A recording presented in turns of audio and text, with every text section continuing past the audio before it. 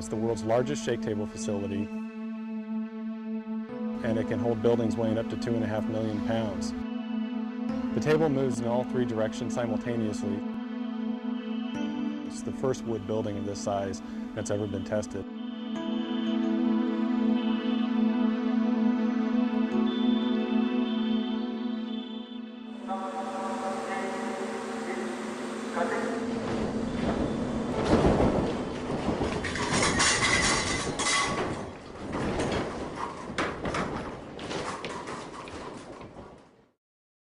The entire project is called the Niecewood Capstone Test, a project funded by the National Science Foundation. The project is led by Colorado State University, and Simpson was a close technical collaborator. The popularity of mid-rise wood frame construction has soared in urban areas, and so there's not a lot of information on how to design those types of structures. So the information gathered from this testing is going to be absolutely critical.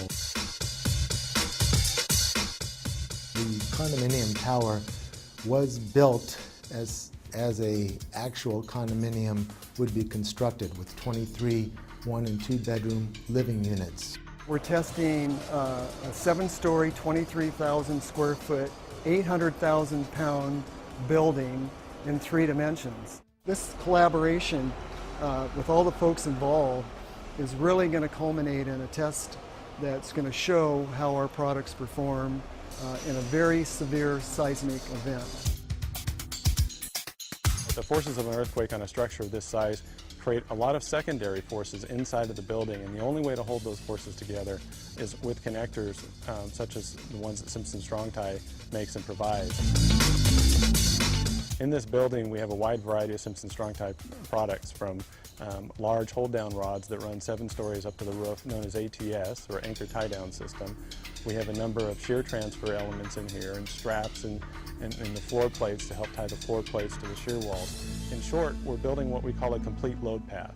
This building, the Niecewood Capstone building, is designed using a performance-based seismic design philosophy. It's a method to design specifically for, or explicitly maybe, for performance of the building. We don't just design a component or an assembly. We actually design it all together, and then we check it.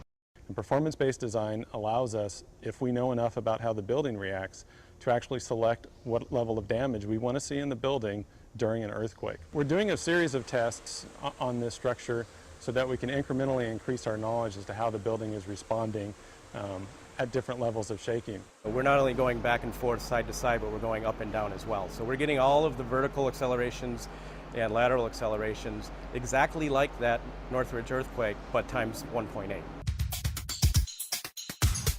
There's approximately 300 sensors in the building, measuring everything from movement to force to acceleration. Once that data and information is gathered, then it can be used to develop new design procedures and new construction methods. So we're able to take what the engineers have modeled, compare it to how the building actually performed, and that's going to give us a lot of great data for years and years to come. What we're really doing here is we're demonstrating that you can build a 6-story or even a 7-story possibly wood structure in a high seismic zone and have it perform how you want. It's safe, it's cost effective, and frankly they're very little damage. Really, for 5% or less in your construction material costs in the beginning of the building, you can not only save the occupants of the building, but you can also save the structure. This test will change the way light frame wood is designed over the next 10 years. We've invited several key engineers from across the country, building departments. There's folks from all over the world coming to see this. When you see an actual test, the impact that has on you is so significant that it really makes you think twice about what you put down on paper.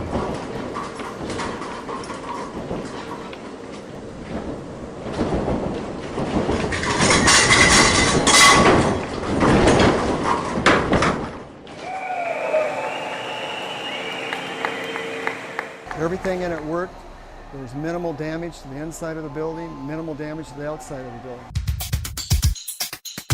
I would say that this testing really does validate the performance-based design concepts developed at the various universities involved in this project. It's phenomenal that we can have a test of this size and magnitude of a building like this and actually get some real test data. Simpson never forgets, and they're always trying to make sure that they're really providing what the structural engineering and construction community needs.